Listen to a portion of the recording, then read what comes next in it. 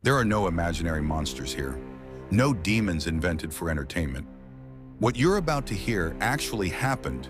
Real voices at the edge of death, real operators powerless to stop the inevitable, and real 911 calls that turned into evidence of the kind of darkness only a human, or nature itself, can unleash. These aren't legends. They aren't creepypastas. They are verified 911 calls, archived and used in real investigations. And every one of them ended with a corpse, a criminal, or a disappearance that still has no answer. Today you're going to hear what they heard, what no one ever wants to hear on the other end of the line. 911 calls are windows into people's most desperate seconds. No filters, no music, no acting. Just breathing, panic, and the real sound of death approaching. The stories you're about to experience come from confirmed police archives, official transcripts, and documented investigations. Nothing here is fictionalized, not a word. Prepare yourself, because when fear is real, it doesn't sound like it does in movies.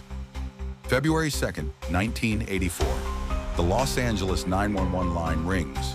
A woman is sobbing on the other end, gasping for air.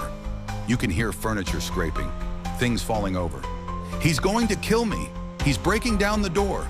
A heavy slam, then another, then the crack of splintering wood. The operator tries to keep her talking, but the woman repeats the same phrase, hypnotized by terror. "He's coming for me!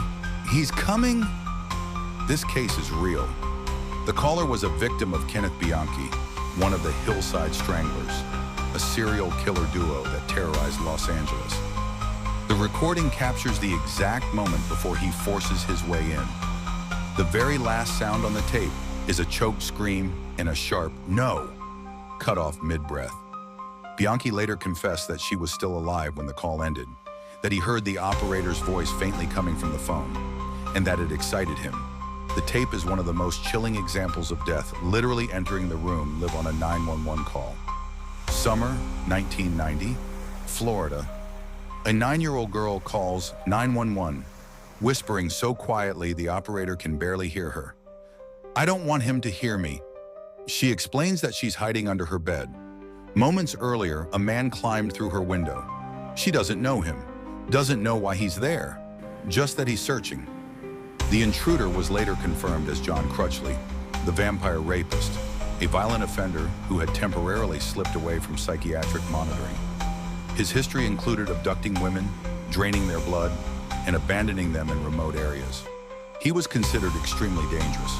On the call, the girl suddenly goes silent. The operator tries to get her attention.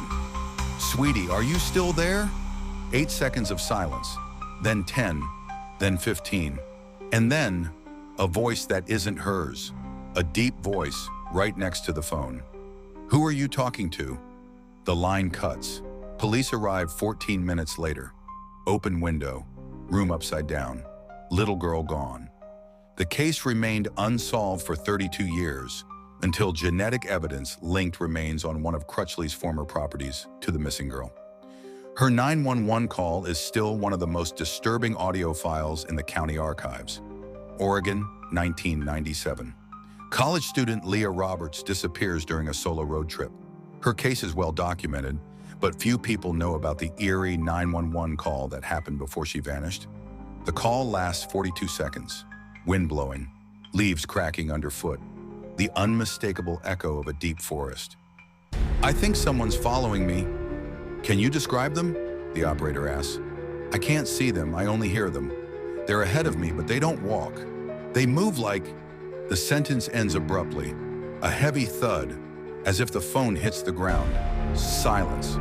Her vehicle was discovered days later at the edge of a ravine. Investigators believe she walked away voluntarily. She took supplies with her, but no trace of her, no body, no clothing, no equipment was ever found. Only one detail chilled investigators. About 15 meters from the abandoned car, they found a fresh campfire, even though the car had been there for days. Who built that fire? Leah, or the person she said was following her? To this day, the 911 call remains one of the most haunting parts of the case. 911 calls aren't entertainment. They're raw, unfiltered glimpses into the last seconds of someone's normal life. Every voice you heard today belonged to a real person, someone who didn't get a second chance, someone whose final words became part of an investigation, a tragedy, or a mystery no one could solve. And the most disturbing part is this: most 911 calls like these never become famous, never become headlines, never make it into documentaries.